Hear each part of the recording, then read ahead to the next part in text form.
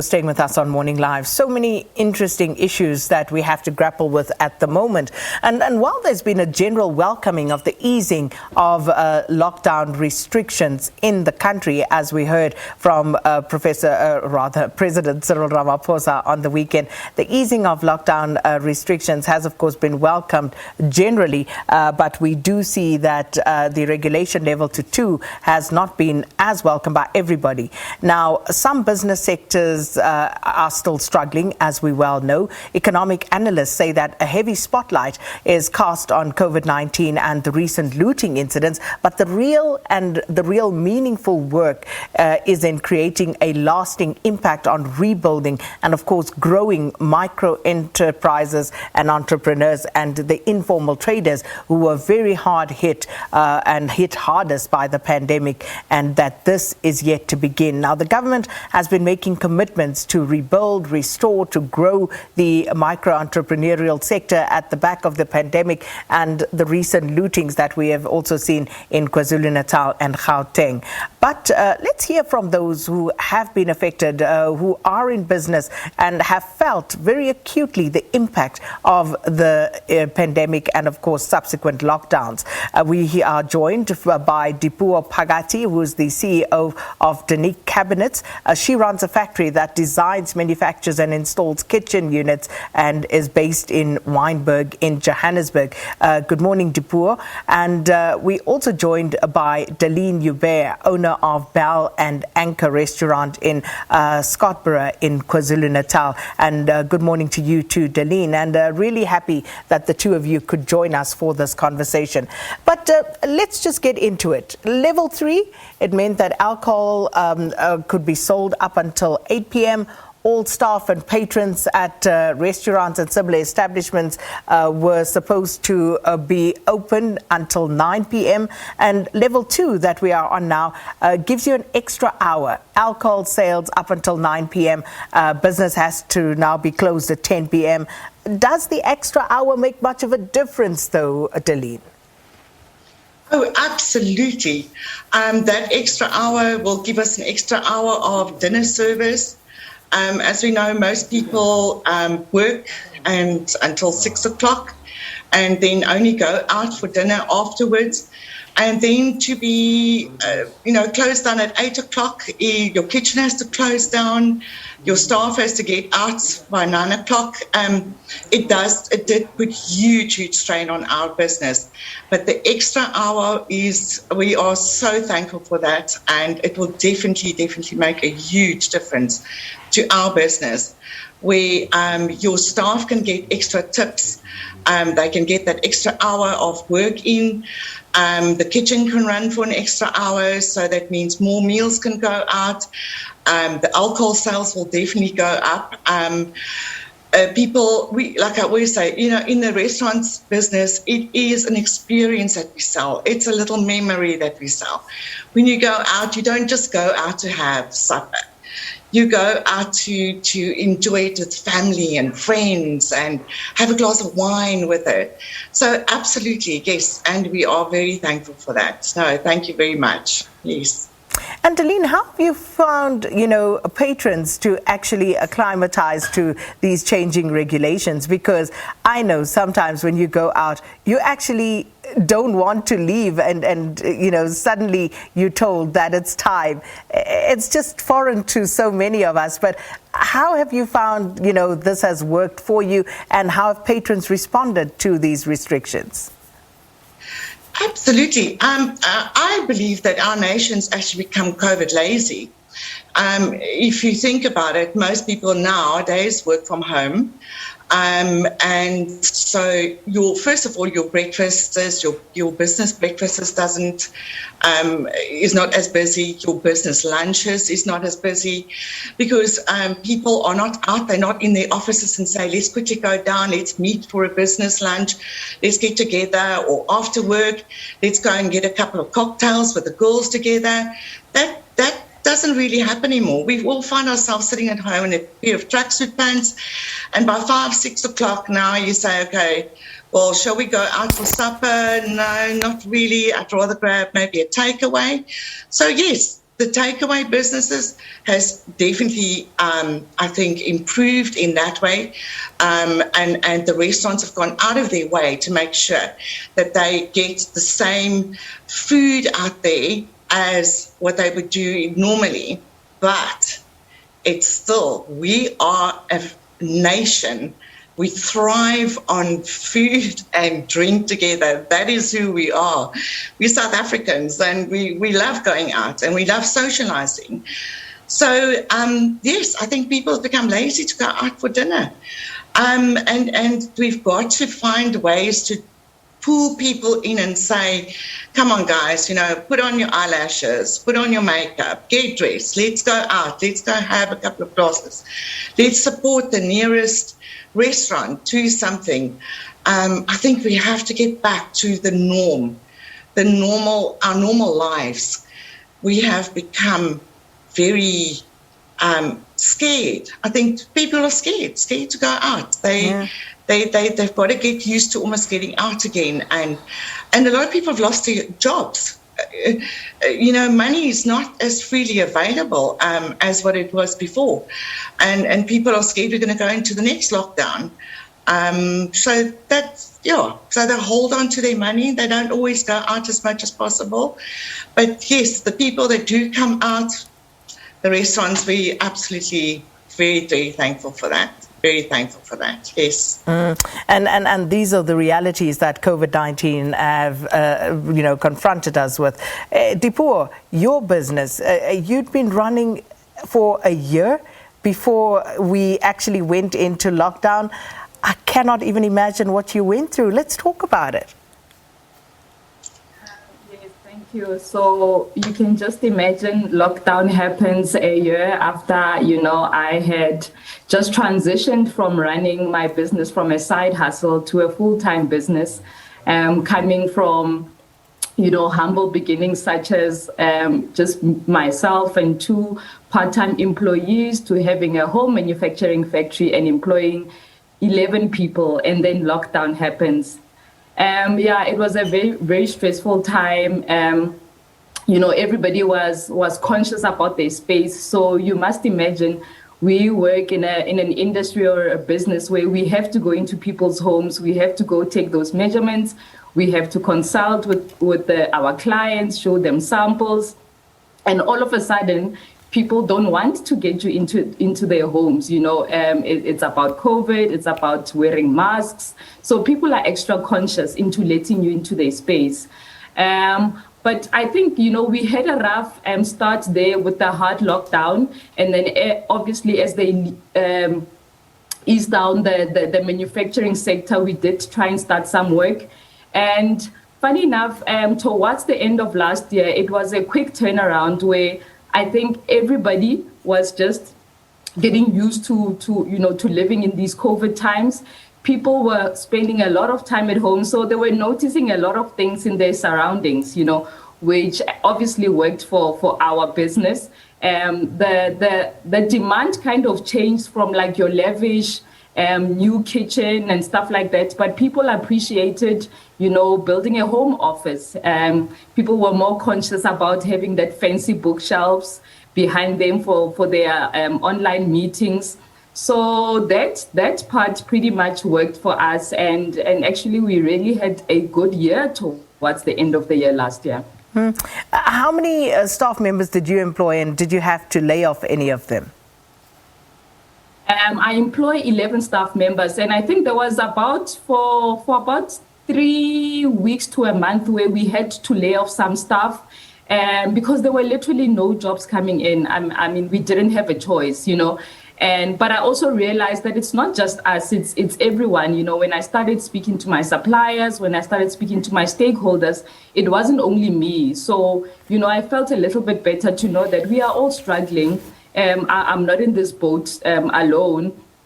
And we are all facing the same challenges, basically.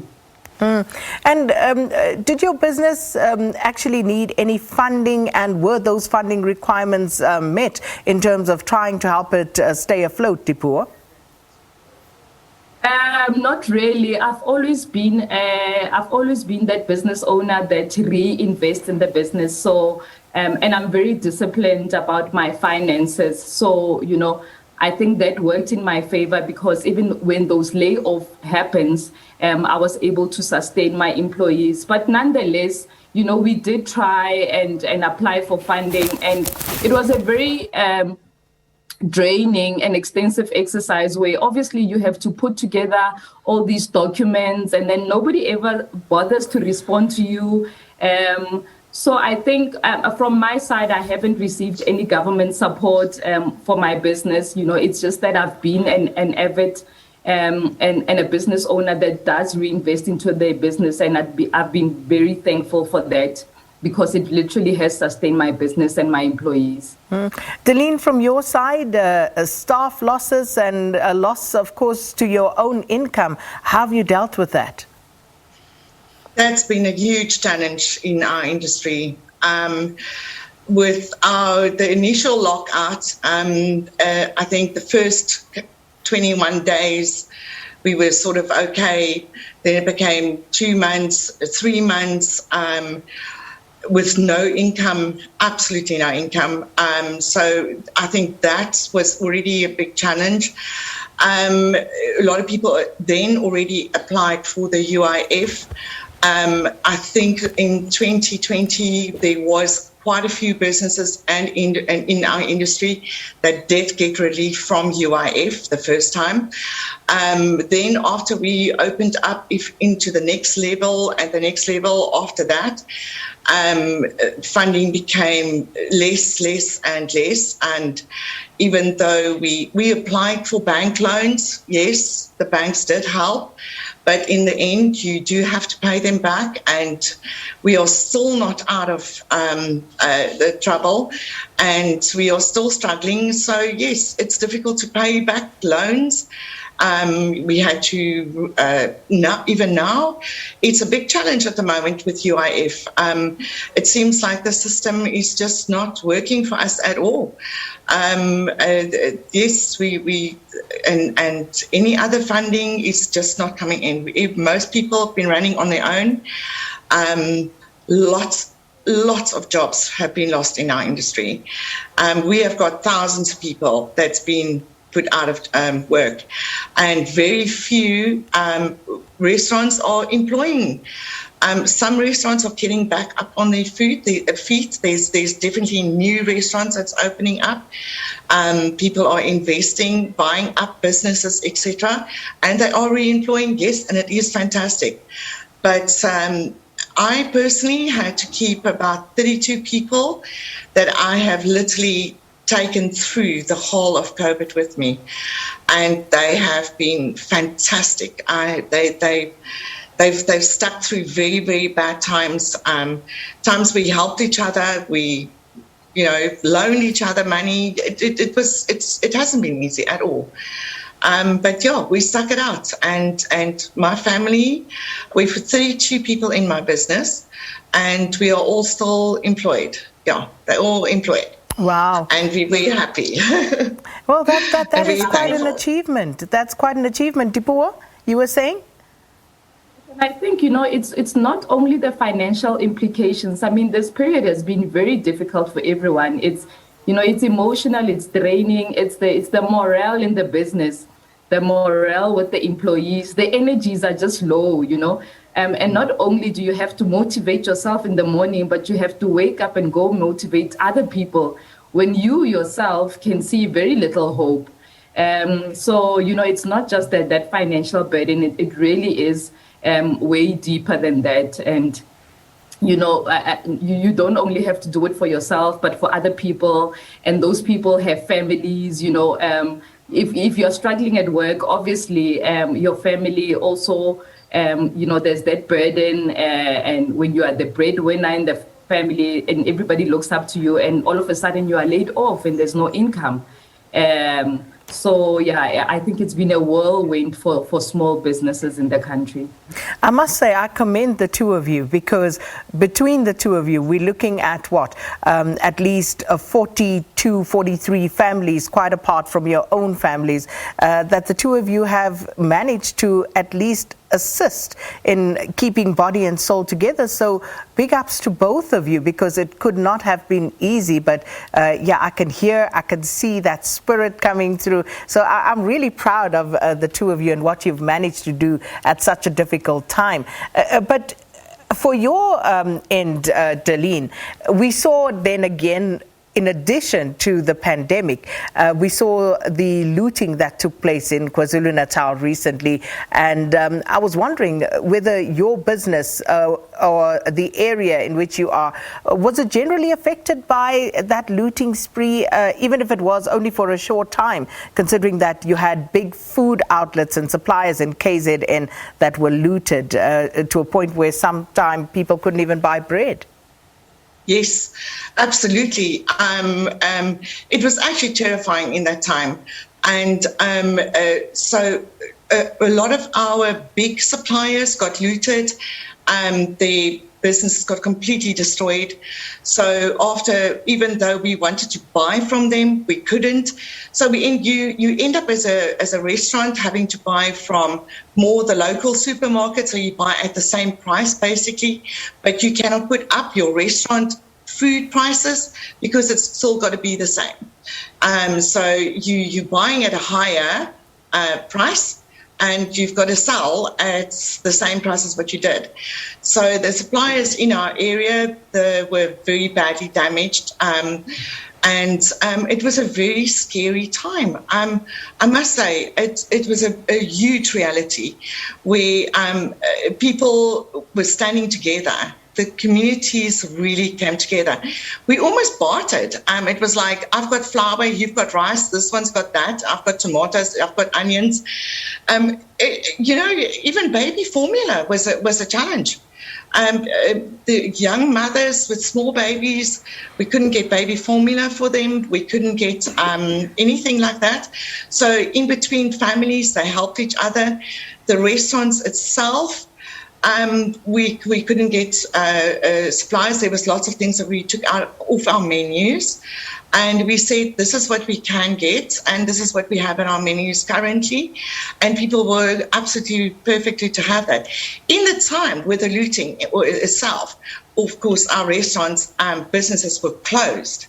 And we were closed and locked down by the police because it was unsafe to go to work.